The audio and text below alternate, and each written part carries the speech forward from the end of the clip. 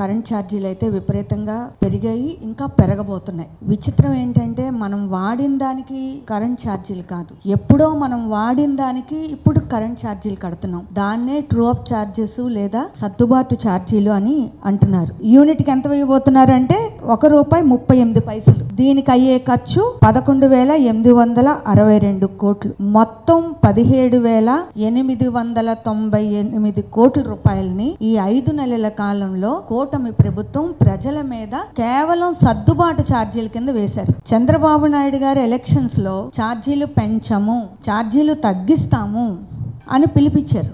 ఇప్పుడు స్మార్ట్ మీటర్లు కొనసాగుతాయి, ట్రూ అప్ ఛార్జీలు వేస్తారు. సెంట్రల్ గవర్నమెంట్ ప్రతి యూనిట్ కి ₹3 వసూలు చేస్తే చంద్రబాబు నాయుడు గారి గవర్నమెంట్ ₹2.63 వసూలు చేస్తోంది ట్రూ అప్ ఛార్జెస్ పేరు మీద. కరెంట్ ఛార్జీలు అయితే విపరీతంగా పెరిగి